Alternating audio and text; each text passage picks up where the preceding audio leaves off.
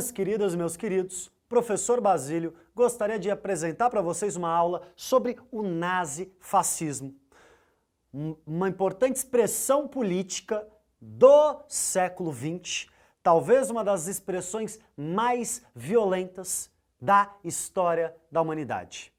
É importante a gente entender que este fenômeno surge em um contexto histórico.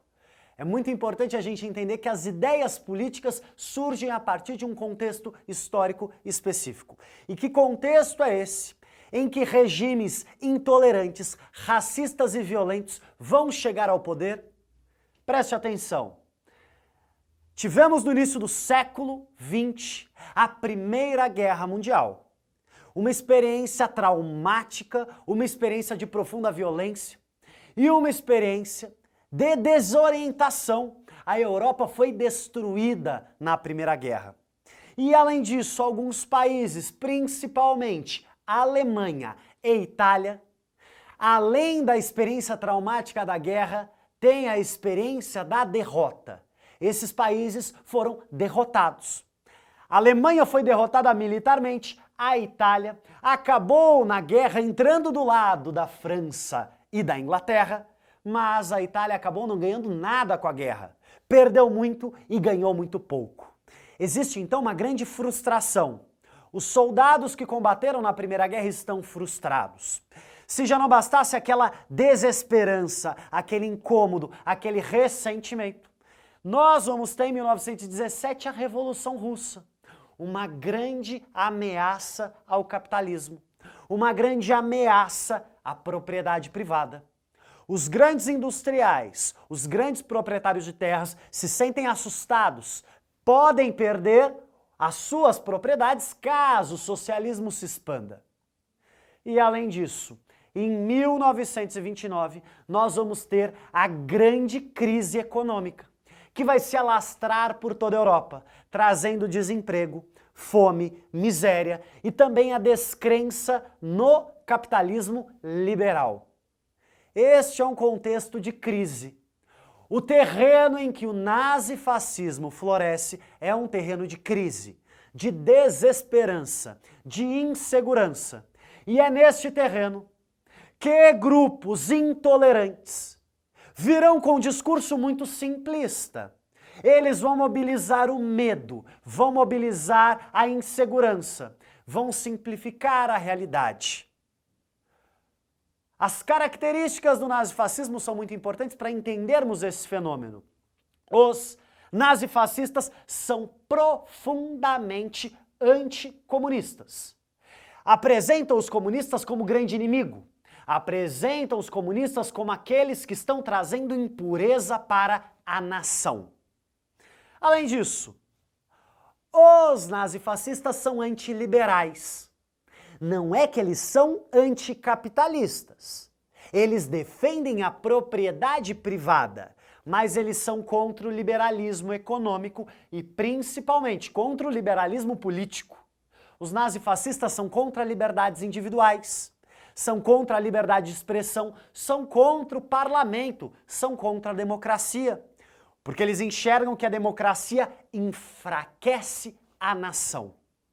O nazifascismo ele é ultranacionalista. O discurso é do ultranacionalismo. A nação é este grande corpo, e este grande corpo que precisa ser purificado. O nacionalismo é um fenômeno que vem desde o século XIX, mas os nazifascistas vão trazer a ideia de purificação da nação. E adivinha só? Para a nação ser purificada, os inimigos da nação devem ser exterminados. E os inimigos da nação vão ser sempre construídos. Podem ser os comunistas, podem ser qualquer minoria étnica. É desta forma que os nazifascistas conseguem apoio social. Eles oferecem uma solução simples. Sabe todos os seus problemas? Todos os seus problemas, o seu desemprego, a sua fome, a sua miséria, é causada pelos comunistas? Olha que simples. Se aquele grupo então for exterminado, os seus problemas então parece que estão solucionados. Só que os problemas são complexos, mas a solução parece simples. Além disso, além de ultranacionalistas, o nazifascismo, ele é tradicionalista. Mussolini na Itália, a gente já vai contar um pouco dessas historinhas, desses personagens. Mussolini na Itália diz que deseja restaurar a glória do Império Romano. Hitler na Alemanha diz que deseja restaurar o Terceiro Reich, o Terceiro Império Alemão. É a criação de um passado maravilhoso. Como se o tempo presente estivesse ruim, mas nós precisássemos voltar para um passado maravilhoso, para então restaurarmos a glória da nação. E olha que interessante, a ideia da nação é a ideia da unidade, é a ideia da diluição das diferenças, todos pertencem a uma mesma família. Pare para pensar, num contexto de crise, de insegurança, de desemprego, essa é uma ideia que vai atrair muitas pessoas. Pessoas desorientadas diante da crise e enxergam nos discursos intolerantes e totalitários uma esperança. Vamos prosseguir. Além disso, além de tradicionalista, o nazifascismo é militarista. Eles entendem a guerra como algo fundamental. Eles entendem a guerra como algo essencial para a nação. Em outras palavras, aquela ideia do século XIX de superioridade de raças, de superioridade de nações, aquela ideia de que a nação mais forte sobrevive e deve dominar as nações mais fracas, aquelas práticas que a Europa estava utilizando para explorar a Ásia e a África, agora vêm para o continente europeu. Por meio da guerra, estes grupos nazifascistas desejam impor o domínio da sua nação. A guerra é vista então como fundamental. E olha que interessante, muitos daqueles que abraçam o nazifascismo combateram na Primeira Guerra, se sentem frustrados, se sentem derrotados e querem revanche. O militarismo, a militarização da sociedade, a disciplina, a ordem e a violência são elementos cruciais para o fortalecimento dessa nação na perspectiva dos nazifascistas. E que mais? Que outras características nós temos? O racismo. O racismo é um elemento central. Os nazistas pensam a nação em termos de raça. A nossa nação, ela é formada por uma raça superior. Olha a loucura disso. Você está falando que determinado país, determinado povo pertence a uma raça, ou seja, é biologicamente superior a outros povos? Sim, esse é o discurso. E esse é um discurso que promove unidade à nação e, ao mesmo tempo, exclui milhares de pessoas desta nação.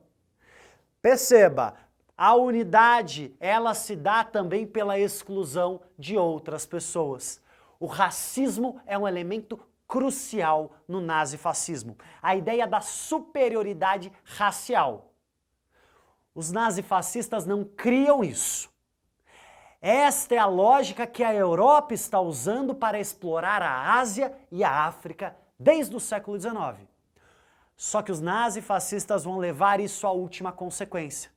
Por quê? Para purificar a nação, para purificar esta raça superior, tudo é válido, até mesmo o extermínio de minorias. Que mais? Que outras características temos? O medo. Os nazifascistas trabalham com o medo. Com medo da crise, com medo do comunismo. É uma constante mobilização do medo. A mobilização constante daqueles apoiadores, com um discurso de medo e um discurso de ódio. Você precisa odiar aquilo que você tem medo. Uma simplificação da realidade. Todos os problemas são culpa do judeu bolchevique, do judeu comunista. É dessa forma que os nazistas explicam a realidade. É dessa forma que eles vão tentando convencer com incessante propaganda. Uma utilização habilidosíssima dos meios de comunicação de massa.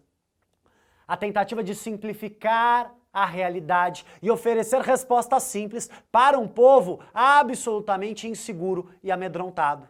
É por meio do ódio, da intolerância e da violência contra minorias, contra inimigos comuns, contra inimigos da nação, que os nazifascistas expandem o seu domínio. E além disso, temos a figura de um líder que encarna a nação, um líder que representa a nação, um líder que sente a nação e que está próximo das massas. É importante. Este líder tem um movimento de massas, pessoas nas ruas, pessoas marchando, mobilizadas, a partir de símbolos, a partir da obediência cega ao líder. Não existe racionalidade, não existe classe, não existe ciência, existe somente obediência ao líder. Essas serão experiências totalitárias, ou seja, uma tentativa de controlar todos os aspectos da sua vida. O que você sonha, onde você vai, o que você pensa. E tudo que não está sob controle destes partidos vai ser excluído, vai ser exterminado. As duas grandes experiências do nazifascismo estão presentes na Itália fascista e na Alemanha nazista. E olha que interessante, nenhum desses grupos chega ao poder por meio de um golpe, por meio de uma guerra. Hitler chega ao poder na Alemanha por meio do voto. Então, dentro da democracia, por meio da democracia, chega-se ao poder. E é dentro deste Estado, por meio do voto, que eles destroem a democracia e destroem a liberdade. O nazifascismo é fundamentalmente um regime de intolerância absoluta e uma incapacidade de lidar com o diverso. O que é diferente, o que é diverso, é visto como errado, é visto como inferior, é visto como algo a ser exterminado. Por isso é fundamental que nós rechacemos toda intolerância, que nós possamos lidar e viver com a diversidade e que joguemos experiências intolerantes na lata do lixo. Muita atenção a isso. Que possamos viver com pluralidade, com liberdade e com democracia. Vimos aqui a experiência do nazifascismo e um pouco de suas características mais importantes. Tira a foto da lousa, se atente a este tema e um forte abraço.